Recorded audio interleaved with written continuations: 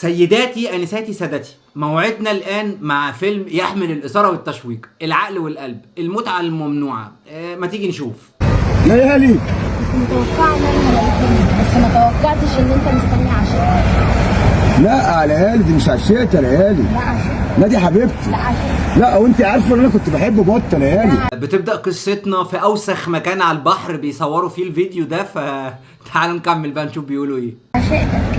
لا مش عشيتي، وانت عارفه مين اللي كان عشيتي. لا ليالي ما تقوليش كده. لدرجه ان انت مستنيها في مكان اول حب لينا. ثانية واحدة بس، انت والاخت ليالي بس. هو انا حتى الان حاسس ان في حاجة قذرة في الموضوع، بس انا مش عارف اقفشها، مش عارف احط ايدي عليها، فتعالوا نكمل برضه. لا انا مش مستنيها المكان هنا. اللي احنا اتقابلنا فيه كانت اول مره فيها نحب. اتقابلنا هنا. ماشي، انت عارفه ان انا كان طول عمري مقابلتي هنا معاكي. طب استني امال ايه؟ عشقتك في المكان اللي احنا كنا بنتقابل. هو قلت لي لا بطه عشيتي. بطه دي حبيبتي، وانت عارفه ان انا بحب بطه. على فكرة انت دقيق في المسمى، حبيبتك من عشيقتك مش فارقة، المهم نفهم انتوا عايزين ايه والمكان القذر اللي انتوا واقفين فيه ده. وما حبيتش حد غيرها وافضل احبها يا انت ما ليالي. كنتش بتحبني. لا كنت بتفهمني ان بحبك. انت بتحبني. كنت بحبك يا لا ليالي. بس تفهمني ان انت بتحبني، ما كنتش بتحبني. لا مين قال لك كده ليالي؟ يا عم انت اللي لسه قايل دلوقتي، انت اللي من اول الفيديو مش قابل كلمة على بطة، انت مش حدش عايز يجيب سيرتها اصلا. ليالي مقطعة نفسها عليك. انا عمري ما حبيت حد غير بطه، يعني ايه افهمها ازاي انا بقى؟ مش تفهميها يا ليالي، انت عارفه ان انا كنت بحب بطه ليالي.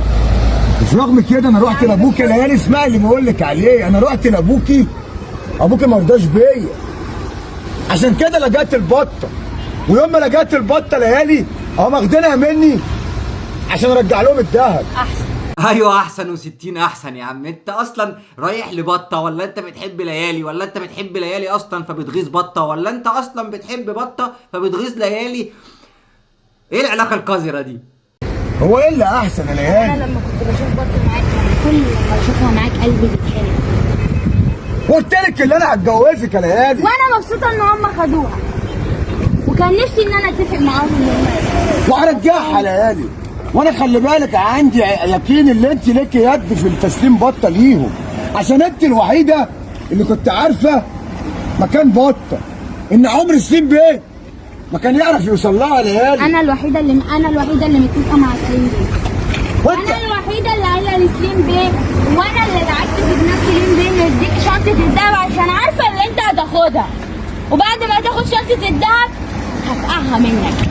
دول هم اللي اتفقعوا منكم، اقسم بالله. دلوقتي احنا بقى معانا بطه وليالي ودهب وعم سليم وبنت.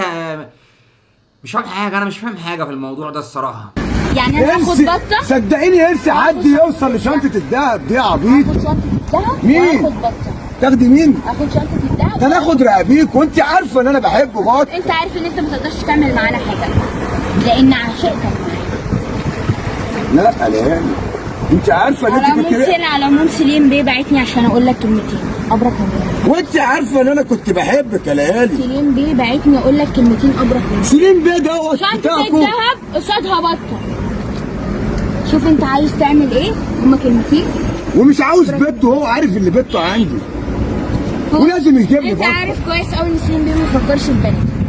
اللعبه وسعت منك يا ياسين، دلوقتي محدش عارف مين مع مين، مين خاطف مين عايز ايه. المهم ان المكان القذر ده مستفزني انا شخصيا بصراحه. سليم بيه ما بيفكرش غير في الفلوس.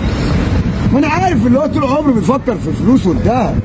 هناخد شنطه الدهب وهناخد روحك وهناخد بطه الجميله. وفي الاخر ربنا ينتقم من اللي بعت لي الفيديو ده الصراحه، لان دي علاقه قذره في فيديو قذر في مكان قذر.